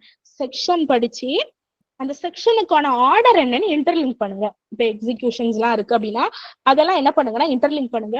டாக்ட்ரின்ஸ் எல்லாம் தனியா எழுதி வச்சு பாருங்க. கான்ஸ்டிடியூஷன் பொறுத்த வரைக்கும் இம்பார்ட்டன்ட் கேஸ் லாஸ் ஒரு 60 இம்பார்ட்டன்ட் கேஸ் லாஸ் வந்து இருக்கு. லேண்ட்மார்க் கேஸ் லா இந்த இப்ப எல்ஜிபிடினா இந்த கேஸ் தான் அப்படின்ற மாதிரி இருக்கு. நான் அந்த கேஸ்லாவும் எனக்கு டைம் கிடைச்சது உங்களுக்கு, ஐ மீன் எனக்கு ஒரு ஆப்பர்ச்சுனிட்டி கிடைச்சிச்சு நடத்துறதுக்கு அப்படின்னா நான் அதை உங்களுக்கு ஷேர் பண்றேன். ஓகே, ரிவ்யூ ரிவிஷன் அது பாத்துக்கோங்க. அதுக்கப்புறம் ரெஸ்ஜுடிகேட்டா கண்டிப்பா வரும். அந்த எக்ஸ்பிளனேஷன்ஸோட கேட்பாங்க உங்களுக்கு. அந்த 7 எக்ஸ்பிளனேஷன்ஸ் உண்டு தெரியுமா, அந்த எக்ஸ்பிளனேஷன்ஸ் எல்லாமே உங்களுக்கு வரும். சம்மன்ஸ் இந்த மாதிரி கன்ஸ்ட்ரக்டிவ் ரெஸ்ஜுடிகேட்டான்னு உங்களுக்கு கேட்பாங்க. ஸோ ரெஸ்ஜுடிகேட்டா வேற, கன்ஸ்ட்ரக்டிவ் ரெஸ்ஜுடிகேட்டா வேற. அது செக்ஷன் என்னன்னு உள்ள போய் பாத்தீங்கன்னா உங்களுக்கு தெரியும். ஸோ அது அப்படி வந்து படிக்க ஆரம்பிங்க. அதே மாதிரி வந்து பிஏ விட்னஸ் ப்ரொடக்ஷன் ஸ்கீம்லாம் இப்பதான் இன்சர்ட் பண்ணிருக்காங்க. சோ அது பாத்துக்கோங்க. அதுக்கப்புறமா வந்துட்டு லைக் ஒரு ஸ்டேட்மெண்ட் கொடுத்து அதோட எக்ஸெப்ஷன் கொடுங்க அப்படின்னு கேட்பாங்க. சோ அந்த மாதிரி சர்க்கம்ஸ்டன்ஸ்ல எல்லாம் எப்படி அப்படின்றத பாத்துக்கோங்க. அப்புறம் இந்த summary trial, warrant, totally 8. Okay, so இந்த மாதிரி அப்புறம் கன்செஷன் ஸ்டேட்மெண்ட், அதுக்கப்புறம் வந்து ப்ரொடெஸ்ட் பெட்டிஷன்ஸ்.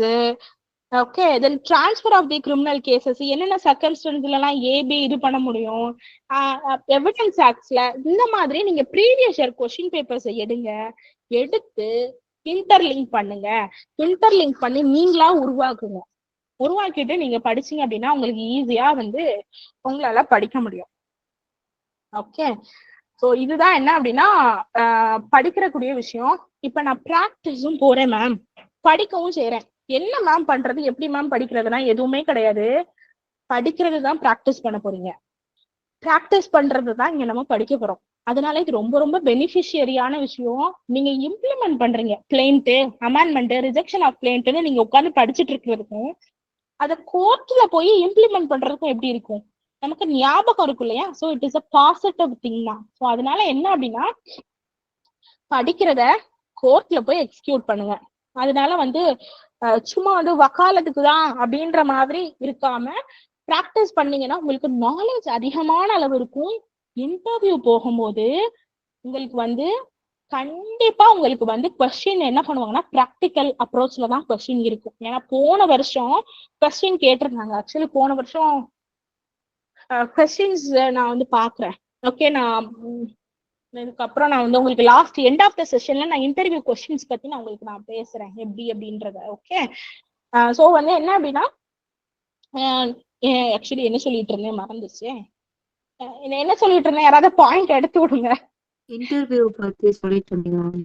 இன்டர்வியூக்கு முன்னாடி ஒண்ணு சொல்லிட்டு இருந்தேன் மேம். பிராக்டிஸ வந்து நம்ம இதுல ஓகே ஓகே. அதனால வந்து என்னன்னா பிராக்டிஸ் பண்ணும்போது பேராக்ல இருக்கக்கூடிய விஷயங்களை தான் நம்ம என்ன பண்ணுவோம்னா இன்டர்பிரட் பண்ணிட்டே இருப்போம். இப்ப ஒரு ஃபார் எக்ஸாம்பிளுக்கு ஒரு சூட் ப்ராப்பர்ட்டிஸ் வருது, ஒரு இன்ஜெக்ஷன்ஸ் வருது, இல்ல அப்படின்னா பொசிஷன் அட்வர்ஸ் பொசிஷன்ஸ் வருது, இல்ல ஈஸ்ட்மெண்ட்ரிஸ் ஏதோ ஒரு கேசஸ் வருது அப்படின்னா நம்ம பேராக்ல தான் நம்ம ரெஃபர் பண்ணுவோம். அப்ப நம்ம ரீட் பண்ணா ஆட்டோமேட்டிக்கா நம்மளால ப்ரீலிமினரியும் கிராக் பண்ண முடியும். ஓகே, அதனால வந்து இந்த மாதிரி ஸ்ட்ராட்டஜிஸ் வந்து வச்சு நீங்க படிக்கிறதுக்கு வந்து பாத்தீங்க அப்படின்னா முடியும். காலையில சீக்கிரம் எழுந்திரிச்சு டைம் அலோகேட் பண்ணுங்க, ஷெட்யூல் பண்ணுங்க.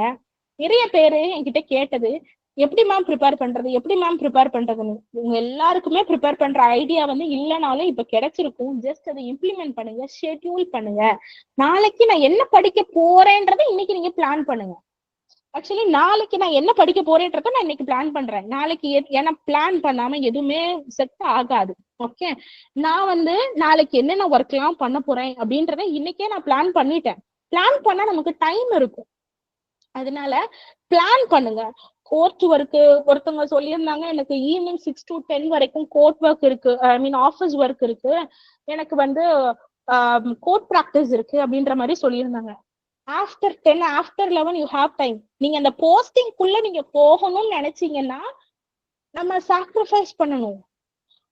ஒரு நாளைக்கு 10 மணி நேரம் சாக்ரிஃபைஸ் பண்ண வேண்டாம்.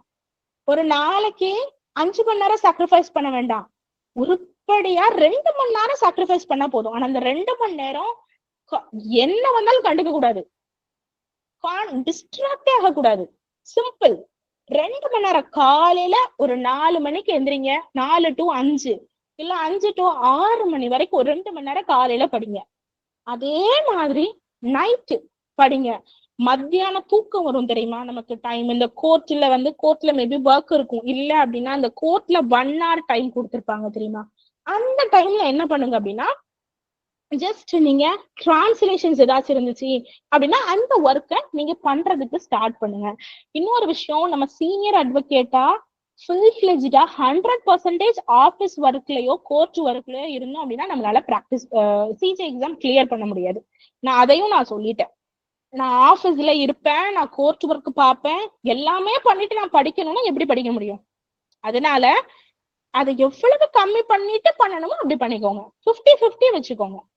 ஏன்னா நான் ஆஃபீஸ்ல நான் 6 to 10 இருப்பேன், காலையில 10 to சாயந்தரம் 6 மணி வரைக்கும் கோர்ட்ல இருப்பேன்னா அப்ப அந்த டைம் என்ன பண்றது? அது அட்வொகேட்ஸா நம்ம போறோம் அப்படின்னா அது ஓகே, வெல் அண்ட் குட். நம்ம ஜட்ஜஸ் ஆகணும்னா நம்ம படிச்சுதானே ஆகணும். ஏதாவது ஒரு விஷயத்த படிக்கிறத விட அதை ப்ராக்டிஸ் பண்ணி தானே ஆகணும். அப்ப அதுக்கான டைமை நீங்க ஸ்பெண்ட் பண்ணி தான் ஆகணும். அதனால 50-50 நீங்க கொண்டு வந்தா மட்டும்தான் உங்களால என்ன பண்ண முடியும்னா படிக்க முடியும். இல்ல அப்படின்னா படிக்கிறதுக்கான வாய்ப்பு கம்மி. சோ அதை நீங்க ஃபோக்கஸ் பண்ணிக்கோங்க. இதுதான் பேசிக்கா கேட்ட எல்லாருக்குமான ஒரு பேசிக் விஷயம். Okay, S.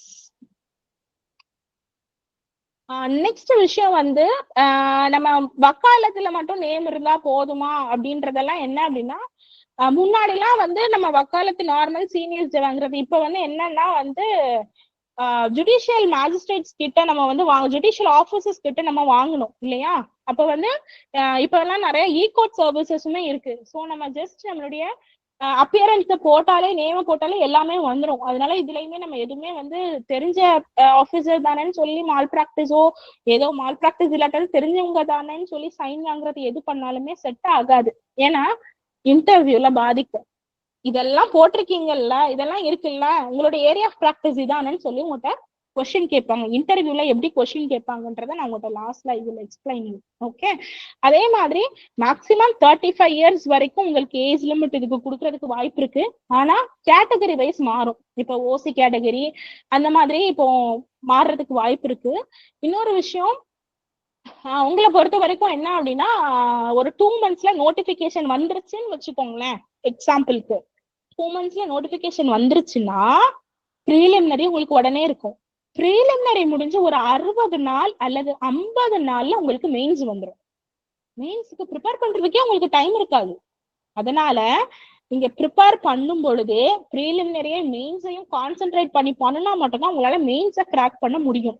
இல்லைன்னா கிராக் பண்ண முடியாது. அதனால ஃபார் எக்ஸாம்பிளுக்கு 2 monthsல உங்களுக்கு ப்ரீலிமினரிக்கு நோட்டிபிகேஷன் வருதுன்னா ஒரு 40 to 50 daysல மெயின்ஸ் வந்துடும். அதனால படிக்கிறது பெருசா மெயின்ஸ்க்கு உள்ள நம்ம போயிடலாம்னு நினைச்சு படிச்சா மட்டும்தான் முடியும். நான் எல்லாமே படிச்சுட்டேன், எல்லாமே கிளியர் பண்ணிட்டேன், ஆனா எனக்கு உடம்பு சரியில்லாம போயிருச்சு. நான் எனக்கு படிச்சு எனக்கு ஒரு கண்ணு ரொம்ப விஷன் ப்ராப்ளமே எனக்கு ஏற்பட்டுருச்சு. ஹெல்த்ல ஹார்ட்லயே பெரிய ப்ராப்ளம் வந்துருச்சு. இல்ல வேற ஏதோ ஒரு பெரிய பிரச்சனையே நமக்கு வந்துருச்சுன்னு வச்சுக்கோங்க, நம்ம ஜட்ஜ் ஆயிடலாமா? சொல்லுங்க. என்கிட்ட எல்லாமே இருக்கு, மார்க் வச்சிருக்கேன், எல்லாம் வச்சிருக்கேன். எனக்கு ஆனா கண்ணு படிச்சு ராப்பகலா படிச்சேன், ஆனா கண்ணு மட்டும் லைட்டா தெரியாம போயிடுச்சு. இல்லம்மா முடியாது, ரிஜெக்ட் பண்ணிடுவாங்க. ஃபிட்னஸ்ல முடிஞ்சு போயிரும். தெரிஞ்ச டாக்டர் தானே, 1000 ரூபாய் கொடுத்தா சைன் போட்டுப்பாங்கனாலும் ஆஹா, இந்த தடவை நிறைய பேருக்கு அப்படித்தான் போச்சு ஹெல்த். அதனால precaution is better than prevention is better than cure.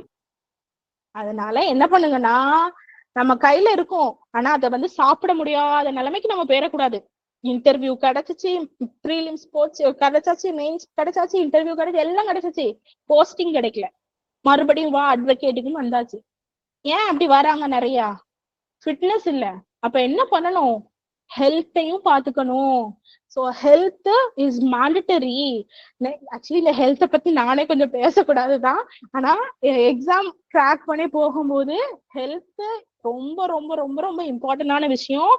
Health இல்ல அப்படின்னா நம்ம எல்லா விஷயம் இருந்தாலும் எலிஜிபிலிட்டியே கிடையாது நம்ம. அதனால இந்த தமிழ்நாடு ஜுடிஷியல் சர்வீஸ்ல எக்ஸாம்ல பாத்தீங்கன்னா ஃபிட்னஸ் செக் வச்சிருவாங்க.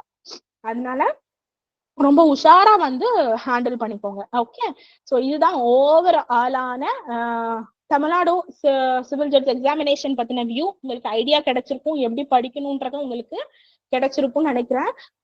புக்ஸ் வந்து லா பேப்பர் 1க்கு வந்து நீங்க தாராளமா யூஸ் பண்ணலாம். என்ன புக்ஸ் உங்களுக்கு கம்ஃபர்டபுளா இருக்கும் அந்த புக்ஸை நீங்க பர்ச்சேஸ் பண்ணுங்க. இல்லைன்னா லைப்ரரி இருந்துச்சுன்னா லைப்ரரியில இருந்து நீங்க கலெக்ட் பண்ணிக்கோங்க. கலெக்ட் பண்ணிட்டு ரொம்ப ப்ரிப்பேர் பண்ண வேண்டாம், தேவையை ப்ரிப்பேர் பண்ணுங்க. Quantity is not matter, quality is matter.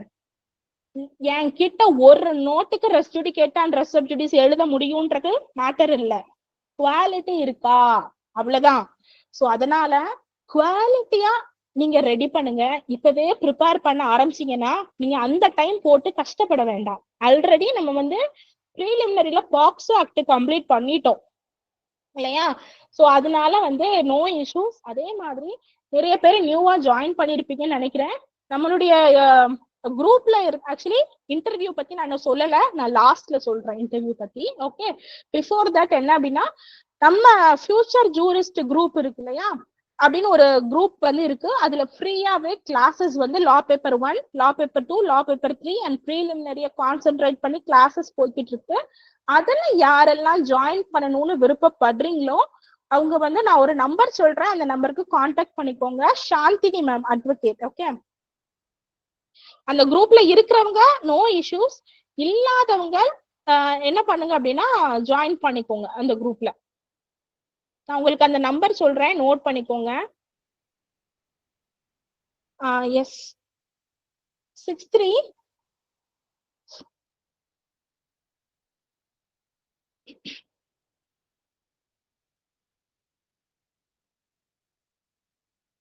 Okay, நான் நம்பர் வந்து இதுல ஸ்கிரீன்ல சொல்றேன். 63 743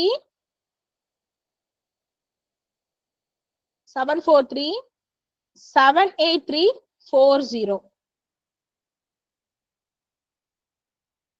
ஃபியூச்சர் ஜூரிஸ்ட்னு சொல்லி இருக்கு. இந்த நம்பருக்கு நீங்க மெசேஜ் பண்ணுங்க. ஃபியூச்சர் ஜூரிஸ்ட்ல ஜாயின் பண்ணணும் அப்படின்னா சிவில் ஜட்ஜ் எக்ஸாம்க்கு ஜாயின் பண்ணிக்கலாம். அதே மாதிரி இந்த குரூப்ல தான் என்னன்னா டிரான்ஸ்லேஷனுக்கு தனியா இருக்கு. ஏன்னா நீங்க இந்த பேப்பர் உங்களுக்கு மெயின்ஸ்லயே அதிக மார்க் எது எடுத்து கொடுக்கும் அப்படின்னா டிரான்ஸ்லேஷன் தான் உங்களுக்கு அதிகமா எடுத்து கொடுக்கும். ஈஸியா அந்த போஸ்டிங்குள்ள உங்களுக்கு போறதுக்கான ஆப்பர்ச்சுனிட்டியை கிரியேட் பண்றது எது அப்படின்னா உங்களுக்கு டிரான்ஸ்லேஷன் தான். அதுவும் நிறைய பேர் கஷ்டப்பட்டுட்டு இருக்காங்க, எனக்கு இன்னும் ஃபுல் ஃபிளெஜ்டா வேணும் மேம்னு கேட்டதுனால தனியா ஒரு குரூப் கிரியேட் பண்ணிருக்கு. அந்த குரூப்க்கு வந்து ஜாயின் பண்ணணும்னா 693 ஃபோன் நம்பரே மறந்துச்சு, 9363071144. வேற யாரும் இல்ல, நான் தான். சோ இந்த நம்பருக்கு என்ன அப்படின்னா டெக்ஸ்ட் பண்ணி ஆர்ட்ஸ் ஆஃப் டிரான்ஸ்லேஷன் குரூப்ல நீங்க ஜாயின் பண்ணிக்கலாம். ஓகே, சோ இன்னைக்கு வந்து கான்ஸ்டிடியூஷன் டெஸ்ட் கிளாஸஸ் எல்லாமே இன்னைக்கு வந்து ஃபியூச்சர் ஜூடிஸ் குரூப்ல போச்சு. இதுதான் வந்து ஓவராலா இருக்கக்கூடிய விஷயம். இதுல யாருக்கும் டவுட்ஸ் இருக்கு அப்படின்னா சொல்லுங்க. டவுட்ஸ் இல்ல அப்படின்னா நம்ம நெக்ஸ்ட் இன்டர்வியூ பத்தி நம்ம போகலாம். எஸ், டவுட் இல்லைன்னா எனக்கு ஒரு தம்ஸ் அப் போட்டு எனக்கு சொல்லிருங்களேன். எல்லாருக்கும் கிளியர் ஐடியா கிடைச்சிருச்சா? பக்கா ஐடியா கிடைச்சிருச்சா? ஒரு டவுட் மேம். சொல்லுங்க மேம். டீட்ஸ் படிக்கணும்னு சொன்னீங்களா, அது எந்த மாதிரியான டேட்ஸ்லாம் மேம் படிக்கணும்? கனக சுந்தரி மேம் ஆக்சுவலி கனக சுந்தரி மேம் என்கிட்ட போன் கால்லயும் கேட்டாங்க. நான் சொல்றேன்னு சொன்னேன், வாட்ஸ்அப்லயும் ஷேர் பண்றேன்னு சொன்னேன். ஆனா மேடத்துக்கு அவ்வளவு ஈகர். அது டிரான்ஸ்லேஷன் கிளாஸ்ல சொல்றேன் மேம். மேம் கனக சுந்தரி மேம் நான் யூடியூப்ல வீடியோஸ் கிளியராவே நான் சொல்லியிருக்கிறேன். அது நான் டீட்ஸ் எத்தனை டீட்ஸ் இருக்கு ஒண்ணுமே இல்லை. நீங்க நெட்ல காமனாவே டீட்ஸ் போட்டாலே வரும். ஒரு 17 டீட்ஸ் வரும். அதுதான். சரி சரி. அந்த 17 படிச்சுக்கணும் என்ன மேம்? 17 படிக்கணும். அதே மாதிரி மனப்பாடம் பண்ணிடக்கூடாது. டிரான்ஸ்லேஷன்ஸ் பொறுத்த வரைக்கும் மனப்பாடம் பண்ணிட்டோம் அப்படின்னா வேஸ்ட், ஒண்ணுமே பண்ண முடியாது. அது ஒண்ணு இருக்கு. புரிஞ்சு அப்படி நாங்க அண்டர்ஸ்டாண்ட் பண்ணி இது பண்ணிக்கணும் நாங்க என்ன மேம்? ஆமா மேம். அது டிரான்ஸ்லேஷனுக்கு தனி செஷன் போடுவேன் மேம். அந்த ஓகே மேம். செஷன்ல நான் உங்களுக்கு சொல்லி கொடுத்துருவேன். கிளியரா சொல்லி கொடுத்ததுக்கு அப்புறம் தான் நான் உள்ள போவேன். இது ஓவராலா சிஜே எக்ஸாம் பத்தின வியூ. Okay okay. வேற யாருக்காச்சும் எதுவும் டவுட்ஸ் இருக்கா? டவுட்ஸ் இல்ல அப்படின்னா madam law paper ma'am law paper 1ல மேம் லா பேப்பர் 1ல வந்து நீங்க 5 மார்க்ஸ் வந்து 2 எழுதணும், 3 மார்க்ஸ் 5 எழுதணும்னு சொன்னீங்கல மேம். அது போக வேற ஏதாவது क्वेश्चंस இருக்குங்களா? இல்ல அவ்வளவுதான் மேம். क्वेश्चन பேப்பர்லயே உங்களுக்கு இன்ஸ்ட்ரக்ஷன்ஸ் இருக்கும். அதுலயே உங்களுக்கு அப்படிதான் கொடுத்திருக்காங்க. சரிங்க மேடம். அதுலயே உங்களுக்கு வந்து அப்படிதான் இருக்கு மேம். ஆக்சுவலி இது வந்து இது क्वेश्चन பேப்பர் தான். 1 செகண்ட் மேம். இதுல பாத்தீங்கன்னா உங்களுக்கு இன்ஸ்ட்ரக்ஷன் பாருங்க, உங்களுக்கு இதுல கிளியரா இருக்கும். law paper 1க்கு பாருங்க, section A, B, C, D having 7 3-mark question and 4 5-mark question respectively in each part, and candidate shall answer 5 3-mark question and 2 5-mark question respectively in each part. என்னெல்லாம் பண்ணக்கூடாது, என்னெல்லாம் பண்ணணும், அது எல்லாமே உள்ள இருக்கும். wrong citation வந்து எப்படி கொடுத்தா என்னது, என்ன கான்சிக்வன்சஸ் வந்து இருக்கும் அப்படின்றது. அதே மாதிரி பாருங்க, the candidate need not provide cost title with citation. நீங்க காஸ்ட் டைட்டில் கேஸ் லாஸ் எழுதும் போது சைட்டேஷன் காஸ்ட் டைட்டில் எல்லாம் போட தேவையில்லைன்னு சொல்லி இன்ஸ்ட்ரக்ஷன்லயே இருக்கு. ஓகேவா? அதே மாதிரி வித்தின் த ஸ்பேஸ்க்குள்ளதான் ஆன்சர் பண்ணணும் அப்படின்னு சொல்லிட்டு உங்களுக்கு இருக்கு. தங்கிலீஷ் எழுதக்கூடாது, இங்கிலீஷ்னா இங்கிலீஷ், இல்லைன்னா தமிழ்னா தமிழ். ஓகே, அந்த மாதிரி எழுதணும். அதே மாதிரி கொஸ்டின் பேப்பர்ல வந்து உங்களுக்கு ஒரு டவுட்ஸ் ஏதோ வருது அப்படின்னா இங்கிலீஷ் வெர்ஷன் தான் ஃபைனல். உங்களுக்கு தமிழ்லயும் இருக்கும், இங்கிலீஷ்லயும் இருக்கும் கொஸ்டின். அப்ப அந்த கொஸ்டின் பேப்பர்ல உங்களுக்கு சந்தேகம் வருது, அதோட புரிதல் என்ன, ஒரு டவுட் இருக்கு, வார்த்தை தப்பா இருக்கு அப்படின்னா எதை பார்க்கணும்னா இங்கிலீஷ்ல தான் பார்க்கணும். இங்க கொடுத்துருக்காங்க English version is final. So அதனால கொஸ்டின் பார்க்கும்போது தமிழ் அண்ட் இங்கிலீஷ்ல ரீட் பண்ணி எழுதுறதுக்கு பாருங்க. ஏன்னா வந்து ஆக்ட் எல்லாம் மாத்தி கொடுத்துருப்பாங்க. இப்ப வந்து தமிழ்ல வந்து இந்திய சாட்சிய சட்டம்னு இருந்துட்டு இதுல வந்து பாரதிய சாட்சி அதிநயம் இருந்துச்சுன்னா எதுதான் ஃபைனல், எதுபடிதான் எழுதணும்? பாரதிய சாட்சி அதிநயம்.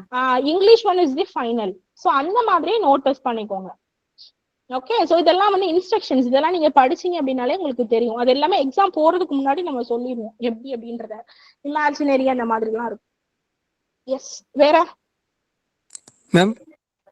எஸ் சொல்லுங்க சார். மேம் எக்ஸாம் தமிழ்ல பண்ணலாமா மேம்? சார் லைக் வந்து லா பேப்பர் 1 and 2 and 3 பண்ணலாமா மேம் தமிழ்ல? பண்ணலாம் சார், பண்ணலாம். ஆக்சுவலி ஒரு பேப்பர் வந்து ஃபுல்லா தமிழ் ஆர் இங்கிலீஷ்ல இருக்கணும், அவ்வளவுதான். ஆனா நிறைய பேர் வந்து சொல்லுவாங்க என்னன்னா எல்லா பேப்பரும் இங்கிலீஷ்ல எழுதுங்க, எல்லா பேப்பரும் தமிழ்ல எழுதுங்க அப்படின்ற மாதிரி சொல்லுவாங்க. அது பெனிஃபிஷியரி இருக்கும் அப்படின்ற மாதிரி சொல்லுவாங்க. பட் எழுதலாம், no issues with that. Okay ma'am. அதே மாதிரி டிரான்ஸ்லேஷன் பேப்பர்ல உங்களுக்கு கொஸ்டின் நம்பர் போடாம வந்துச்சுன்னா ஃபர்ஸ்ட் இங்கிலீஷ் எழுதுங்க, இல்லைன்னா தமிழ் எழுதுங்க. தமிழ் டிரான்ஸ்லேஷனை ஃபர்ஸ்ட் முடிங்க, செகண்ட் இங்கிலீஷ் டிரான்ஸ்லேஷன் போங்க, இல்லைன்னா இங்கிலீஷ் டிரான்ஸ்லேஷன் போங்க, ரெண்டாவது தமிழ் டிரான்ஸ்லேஷன் வாங்க. உங்களுக்கு கொஸ்டின் பேப்பர்ல நம்பர் போடாத பட்சத்தில், நம்பர் போட்டிருந்தாங்க அப்படின்னாலுமே நீங்க அப்படியும் போகலாம். ஓகே, ஏன்னா நம்ம ஒரு ஃபார்மேட்டா நம்ம வரலாம். ஒண்ணு இங்கிலீஷா பண்ணுங்க, இல்லைன்னா தமிழா பண்ணுங்க. நான் இங்கிலீஷா பண்றேன்னு சொல்லி என்ன பண்ணிடக்கூடாதுன்னா ஆர்டரை மாத்திரக்கூடாது. பேஜ் நம்பர் போட்டு கொடுத்திருந்தாலுமே இங்கிலீஷா பண்ணும் போது இப்ப 5th கொஸ்டின்ல உங்களுக்கு இங்கிலீஷ் எழுதணும் அப்படின்னா 5th பேஜ்ல போய் நீங்க இங்கிலீஷ் எழுதுங்க. அந்த மாதிரி பாருங்க. டிரான்ஸ்லேஷன் பொறுத்த வரைக்கும் எல்லாமே எழுதுறதுக்கு ட்ரை பண்ணுங்க. ப்ரீலிமினரியில தான் உங்களுக்கு நெகட்டிவ் மார்க்கே தவிர மெயின்ஸ்ல நெகட்டிவ் மார்க் கிடையாது. அதனால மெயின்ஸ்ல எல்லா கொஸ்டினையும் அட்டன் பண்றதுக்கு பாருங்க. அட்டன் பண்ணாதான் ஒருவேளை அவங்களே நமக்கு ஒரு போனஸ் மார்க் கொடுக்காங்கன்னா நமக்கு அந்த மார்க் எல்லாம் கிடைக்கும். ஓகே, அதனால வந்து எல்லா கொஸ்டினையும் அட்டன் பண்றதுக்கு ட்ரை பண்ணுங்க மெயின்ஸை பொறுத்த வரைக்கும். எஸ் சொல்லுங்க மேம். மேம் எனக்கு ஒரே ஒரு டவுட் மேம். இப்போ நான் வந்து ஃப்ரெஷ் லா கிராஜுவேட் மேம். ஓகே, இப்போ வந்து நான் ப்ராக்டிஸ் பண்ணிட்டு தான் மேம் இருக்கேன். எனக்கு எல்எல்எம் படிக்கணும்னு ஆசை. ஸோ எல்எல்எம்மும் அப்ளை பண்ணியிருக்கேன் மேம். இப்போ இந்த பீரியட்ல எனக்கு ப்ராக்டிஸ்க்கு இருந்தா தானே மேம் என்னால சிஜே வந்து அட்டன் பண்ண முடியும். ஆமா மேம். இப்போ ப்ராக்டிஸ் வந்து அப்படின்னா இப்போ ப்ராக்டிஸ்க்கு வந்து நான் பண்ணிட்டு இருந்தேன் அப்படின்னா எப்படி மேம் நான் அதை வந்து எல்எல்எம் படிக்கிறது? எனக்கு அது புரியல மேம் எனக்கு. ஆக்சுவலி நல்லா புரிஞ்சுக்கோங்க. அந்த 3 years ஆஃப் எக்ஸ்பீரியன்ஸ்னு சொல்லியிருக்காங்க இல்லையா, இது வந்து எல்எல்எம் படிக்கிறீங்க, பிஹெச்டி பண்றீங்க, இன் லா பண்றீங்க அப்படின்னா உங்களுக்கு சஸ்பெக்ட் ஆகாது. இந்த 3 years ஆஃப் பிராக்டிஸ் உங்களுக்கு சஸ்பெக்ட் ஆகாது. இஃப் இன் கேஸ் நான் ஒரு கார்பரேட்லயோ இல்ல ஒரு கம்பெனிஸ்லயோ ஒரு பினான்சியலாகவோ ஏதோ ஒரு விஷயத்துல நான் ஒர்க் பண்றேன்னா அங்கேயே சொல்லிடுவாங்க உங்களுக்கு பிராக்டிஸ் பீரியட் 1 year கட் ஆயிடும் அப்படின்னு சொல்லுவாங்க. அந்த மாதிரி சர்க்கம்ஸ்டன்ஸ்ல உங்களுடைய பிராக்டிஸ் இயர் வந்து சஸ்பெக்ட் ஆகுறதுக்கு சான்ஸ் இருக்கு. இப்ப நம்ம எல்எல்எம் படிக்கிறோம் அப்படின்னா அந்த 3 years வந்து எக்ஸ்பீரியன்ஸ் வந்து உங்களுக்கு சஸ்பெக்ட் ஆகவே ஆகாது. அதனால பார் கிடையாது. நீங்க என்ன பண்ணிக்கலாம் அப்படின்னா தாராளமாக நீங்க எல்எல்எம் வந்து படிச்சுக்கலாம். எல்எல்எம் படிச்சுட்டே நிறைய பேர் நம்ம கோர்ட்ல எல்லாம் அப்பியர் ஆகுறாங்க, பிராக்டிஸ் பண்றாங்க. அந்த மாதிரி பண்ண வேண்டியதா மேம், அவ்வளவுதான் மேம். இப்ப நான் அந்த மாதிரி பண்ணிட்டு இருந்தேன்னா நான் 3 years கழிச்சு சிஜே எழுத முடியாதுல்ல மேம்? அப்போ மேடம் நான் சாரி நான் இன்டரப்ட் பண்றேன்னு நினைக்கிறேன். சொல்லலாமா மேடம்? சொல்லுங்க. மேடம் நீங்க எல்எல்எம் வந்துட்டு உங்களுக்கு காலேஜ் ஹவர்ஸ் வந்து மார்னிங் ஹவர்ஸ் தானே? ஒன்னு 10 to 1 இல்லைன்னா 12 to 2 அந்த மாதிரி டைமிங்ஸ் தான் உங்களுக்கு காலேஜஸ் இருக்கும். நீங்க மத்த டைம்ல வந்துட்டு நீங்க பிராக்டிஸ்க்கு போகலாம். இப்ப நிறைய பேர் அப்படிதான் பிராக்டிஸ் போயிட்டே இருக்காங்க, எல்எல்எம்மும் படிச்சு முடிச்சிருக்காங்க. அதுல இருக்கிறவங்க சிஜே எக்ஸாம் எழுதி பாஸும் பண்ணிருக்காங்க. இப்ப அதுக்கும் இதுக்கும் வந்துட்டு உங்களுக்கு சம்பந்தமே இல்லை. இதுக்கும் அதுக்கும் வந்து உங்களுக்கு எஃபெக்டே வராது. பிரதீபா மேம், இது வந்து எதை பொறுத்து இருக்குன்னா உங்களுடைய டைம் மேனேஜ்மெண்ட் தான் மேம். ஒண்ணுமே இல்ல, எல்எல்எம் படிச்சுட்டு என்னன்னா காலேஜ் லைப்ரரியில என்ன பண்றாங்கன்னா வந்து ஃபுல்லா டாக்குமெண்ட் எல்லாம் ஸ்கேன் பண்ணி அப்லோட் பண்ணிட்டு இருக்காங்க. லைப்ரரி பீரியட் வந்து எல்எல்எம்காக ஒதுக்கப்பட்டது. பட் ஆனா என்ன அப்படின்னா கோர்ட் ஒர்க் என்ன பண்றாங்கன்னா லைப்ரரியில உட்காந்து சிஸ்டம்ல லாகின் பண்ணி கோர்ட் ஒர்க்க பண்ணிட்டு இருக்காங்க. அந்த மாதிரிலாம் இருக்கு. ஸோ அதனால வந்து எல்எல்எம் அப்படின்ற விஷயம் வந்து உங்களுக்கு உங்களுடைய 3 years ஆஃப் ப்ராக்டிஸை வந்து சப்ரஸ் பண்ணாது.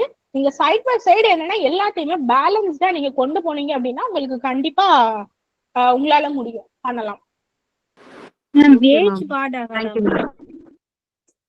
மேம் ஏஜ் பார்ட் இனிமேதான் வரும். மேக்ஸிமம் 35 years வந்து வர்றதுக்கு வாய்ப்பு உண்டு. கேட்டகரி வைஸ் மாறலாம் மேம், அது நோட்டிபிகேஷன் வந்தாதான் தெரியும். ஏன்னா ஓசி கேட்டகரிஸ்ல வந்து எத்தனை கொடுக்குறாங்கன்றது நோட்டிபிகேஷன்ஸ் வந்தாதான் நம்ம வந்து கரெக்டா சொல்ல முடியும். Okay ma'am. ஆக்சுவலா இது பிராக்டிஸ் பண்ணும்போது இந்த லா ஆபீசர் கிட்ட இருந்து சிக்னேச்சர் பத்தி பேசுனீங்கல்ல மேம் அட்டெஸ்டேஷன். ஆமா, சோ அதை எனக்கு கொஞ்சம் டீடைலா எக்ஸ்பிளைன் பண்ணுங்க. ஜுடிஷியல் ஆபீசர் கிட்ட வாங்கணும் மேம், அவ்வளவுதான். ஜுடிஷியல் ஆபீசர் கிட்ட வாங்கணும். நீங்க அந்த ப்ரொசீஜர் பண்ணும் போதே உங்களுக்கு எல்லா பேப்பர்ஸுமே உங்களுக்கு வந்துடும். அதுலயே நீங்க ஃபில்அப் பண்ணணும். என்ன கேஸ்ல அப்பியர் ஆயிருக்கீங்க, என்ன மாதிரி கேஸ், எல்லாமே அந்த லிஸ்ட்ல நம்ம ஃபில் பண்ணணும். எப்படி வந்து காலேஜுக்கு வந்து நம்ம ப்ரொவிஷனல் ஓவராலா நம்ம வந்து டிகிரி சர்டிபிகேட் வாங்கும் போது எல்லாமே ஃபில் பண்ணுவோம் இல்லையா, அதே மாதிரி இதுலயே நம்ம ஃபில் பண்ண வேண்டியது இருக்கும். நம்ம எல்லாமே டீடைல்டா அதுல எழுதிதான் நம்ம வந்து ப்ரொடியூஸ் பண்ணுவோம். ஸோ அதனால நம்ம அந்த டைம் கைடன்ஸ் பண்ணுவோம். எப்படி ஆக்சுவலி இந்த ஃபியூச்சர் ஜூரிஸ் குரூப்ல இருந்து ஒவ்வொரு விஷயமுமே நாங்க கைடன்ஸ் கொடுத்துக்கிட்டே தான் இருப்போம், ப்ரீலிமினரியில இருந்து எல்லாமே. அதனால அதை பத்தி ஒரி பண்ணவே வேண்டாம். நீங்க படிச்சு அடிக்கிறத பாருங்க, பிராக்டிஸ் பண்ணுங்க, வக்காலத்து ரெடியா வச்சுக்கோங்க, அதை மட்டும் பாருங்க. எனக்கு என்ன டவுட்னா மேம், இப்போ வக்காலத்துல நம்ம சைன் போடுறது அண்ட் தென் நம்ம அப்படியே பிராக்டிஸ் கண்டினியூ பண்றதுன்னு இப்படியே இருந்தா ஓகேவா மேம்? நெக்ஸ்ட் நம்ம சீனியர் கிட்ட இருந்து சர்டிபிகேட் வாங்கி அது வேற வச்சுக்கிற மாதிரி இருக்குமா மேம்? இல்ல அதுதான் நீங்க ஆட்டோமேட்டிக்கா பிராக்டிஸ் பண்ணாலே தான் கொடுக்க போறாங்களே, அப்புறம் என்ன மேம் பிரச்சனை உங்களுக்கு அப்படியே தேவைப்பட்டாலும்? Okay ma'am. இல்ல எனக்கு அது ஒரு டவுட்டா இருக்கு மேம், அதுக்காக கேட்டேன். ஏன்னா இப்ப நம்ம காலேஜஸ்ல எல்லாம் இன்டர்ன்ஷிப் சர்டிபிகேட்ன்ற மாதிரி இருந்தாதான் அக்செப்ட் பண்ணிப்பாங்களா மேம்? சோ அந்த மாதிரி கேக்குறேன் மேம் நான்.